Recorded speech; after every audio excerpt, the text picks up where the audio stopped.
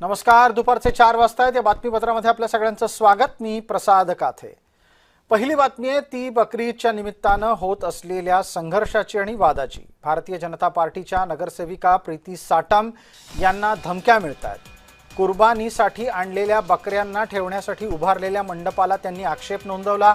मुंबईतल्या गोकुळधाम या हिंदू बहुल निवासी संकुलामध्ये बकरे कापण्यासाठी आणले होते. मात्र त्याला प्रीती साटम यांनी विरोध केल्यानं त्यांना धमक्या मिळाल्याची माहिती मिळते. आपल्यासोबत नगरसेविका प्रीती साटम फोनद्वारे जोडले गेलेले आहेत. प्रीतीताई, माझा आवाज आपल्यापर्यंत येतोय?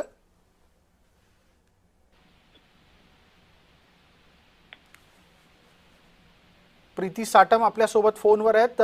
माझा आवाज येतोय का आपल्याला, प्रीतीजी?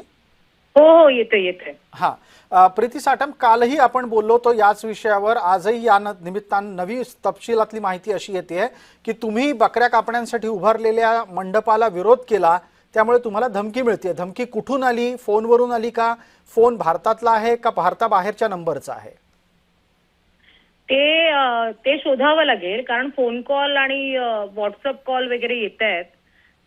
सोशल मीडियातनं काही असे मेसेजेस येत आहेत आणि ते शोधावं लागेल की कुठला नक्की फोन येतात आणि काय येतात ते. आणि धमकी देताना काय म्हटलं जातंय?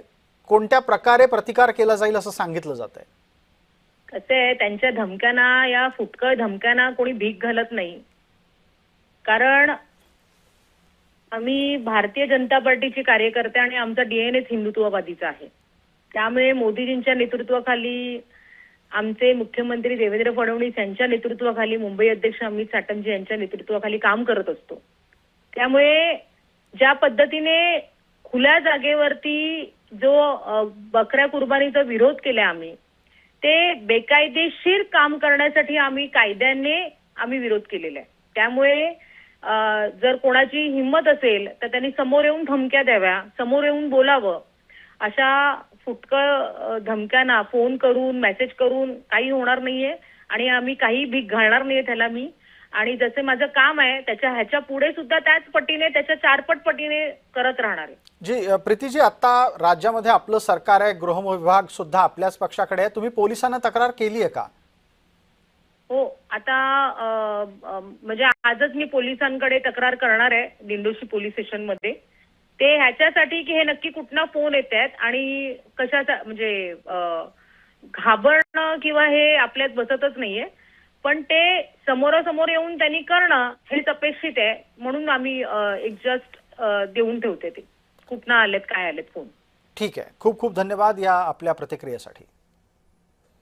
नगरसेविका भारतीय जनता पार्टीच्या प्रीती साटम आपल्यासोबत फोनवर होत्या. आता आपण दृश्यांमध्ये जे बकरे पाहतो आहोत त्यांच्या आजूबाजूला असलेला मंडप हा निवासी संकुलामध्ये बकरे कापण्यासाठी उभारल्याचा त्यांनी विरोध केला.